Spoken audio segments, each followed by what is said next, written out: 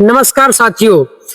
जैसे कि तमाम बाबा साहेब के बारे में भ्रांतियां फैलाई जाती हैं कि वो तो अंग्रेजों के समर्थक थे। तो साथियों, कौन अंग्रेजों का समर्थक था, कौन किसको माई बाप बना रहा था, तो आज इसका मैं पर्दाफाश करने वाला हूं। तो वीडियो के अंत तक साथियों बने रहिए। तो साथियों, भारत के लोगों को जो पाठ्यक्रमों में इतिहास बताया जाता है वह वास्तविक नहीं है। नंद कुमार देव का जन्म 1722 ईस्वी में हुआ था। यह एक बंगाली ब्राह्मण था। वह 1756 में हुगली में फौजदार के तौर पर कार्यरत था। कुछ समय उसने रॉबर्ट क्लाइव के वकील के तौर पर भी काम किया था। नवाब मीर कासिम ने उसे शाह आलम का एजेंट कहकर षड्यंत्रकारी के तौर पर उस पर शक भी किया था। सन 1763 में मीर कासिम के खिलाफ मीर जाफर को उसने युद्ध में सहायता की थी। इसीलिए शाह आलम ने उसे 1764 में महाराज नाम से नवाजा था। ईस्ट इंडिया कंपनी ने लॉर्ड वॉरेन हेस्टिंग की बंगाल में नियुक्त की थी। नंद कुमार देव अत्यंत भ्रष्टाचारी और स्वार्थी व्यक्ति था। नंद कुमार देव एक चापलूसी आदमी था। वह लॉर्ड हेस्टिंग का प्रतिस्पर्धी बन गया था। सन 1875 को नंद कुमार देव ने वॉरेन हेस्टिंग के खिलाफ गंभीर आरोप लगाए। दोनों की जांच हुई। उल्टा नंद कुमार देव नकली हस्ताक्षर के मामले में दोषी पाया गया। 6 मई 1775 को नंद कुमार देव पर केस दर्ज हुआ और जून से 16 जून 1775 के दरमियान उस केस की सुनवाई चली। आखिरकार 4 अगस्त 1775 को सुनवाई करते हुए नंद कुमार देव यह अपना झूठा नाम भी रखता है। हेस्टिंग के दुश्मनों से मिलकर नंद कुमार देव ने कई षड्यंत्र किए। साथियों, नंद कुमार देव बहुत ही षड्यंत्रकारी व्यक्ति था। हेस्टिंग ने नंद कुमार देव को काउंसिल के सामने मानवता का हत्यारा इस शब्दों से वर्णन किया था। नंद कुमार देव को 4 अगस्त 1775 के दिन दोषी मानकर फांसी की सजा सुनाई गई।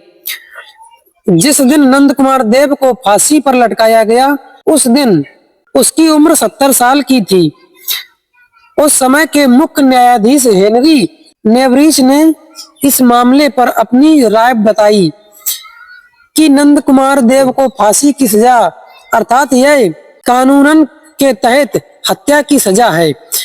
कुछ अंग्रेज अफसरों ने इस मामले पर अपनी राय बताते हुए कहा था कि इससे ब्राह्मणों में असंतोष पैदा होगा। दोषी करार देने के 40 दिन बाद इसलिए नंद कुमार देव को फांसी दी गई। नंद कुमार देव के समर्थन में ब्राह्मण वर्ग सड़कों पर इकट्ठा होने लगे थे।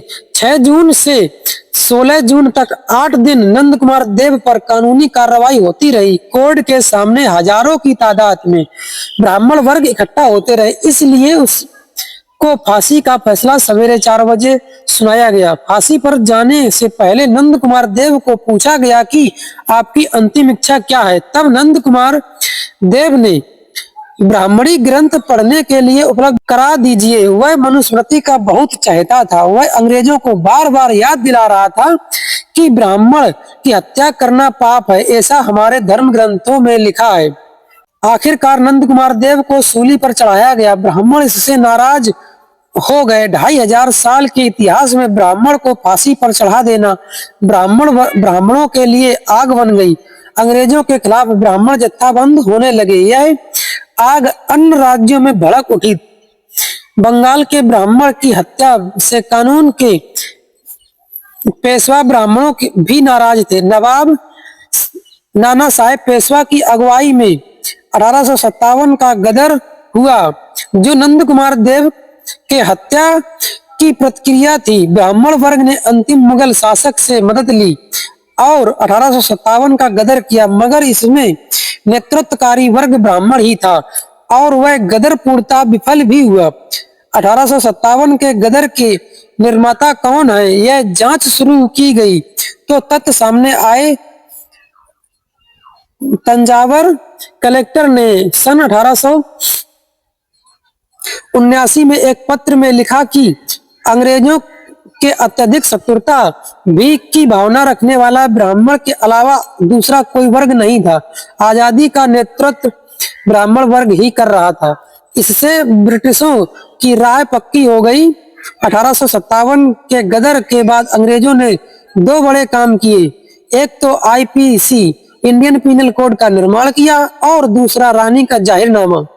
1857 की क्रांति के विफल होने से महाराष्ट्र और बंगाल के ब्राह्मण बहुत ही परेशान हुए। अंग्रेज लोगों के समर्थन में सन 1863 में गोविंद नारायण माडगांवकर ने मुंबई वर्णन नामक ग्रंथ भी लिखा है और उसमें अंग्रेजों की स्तुति गान किया। मुंबई में दो ब्राह्मणों को जो 1857 की क्रांति में के समर्थक हैं ऐसा पता चला तो उन्हें तोप से बांधकर सबके सामने मारा गया। तब ब्राह्मणों ने अंग्रेज यानी माई बाप अंग्रेजों को भारत पर राज करने के लिए ही भेजा गया है, इस तरह के ज्ञान ब्राह्मण देने लगे। जब 1857 का युद्ध चल रहा था तब मुंबई इलाके में अंग्रेजों के दहशत के कारण ब्राह्मण दिन में 3 बार मंदिर में जाते और जोर जोर से कहते, हे ईश्वर अंग्रेजों को जिता देना। 1857 में वो ब्राह्मण ही थे। साथियों, दूसरा मामला यह था कि अंग्रेजों ने 1857 के गदर में पेशवा ब्राह्मण नाना साहेब पेशवा की मुख्य भूमिका को देखा। अंग्रेजों ने अपने अलग अलग रिपोर्ट बनाए और लंदन हेडक्वार्टर्स को भेजे। पूरी परिस्थिति का जायजा लेकर ही रानी का जाहिरनामा घोषित किया गया।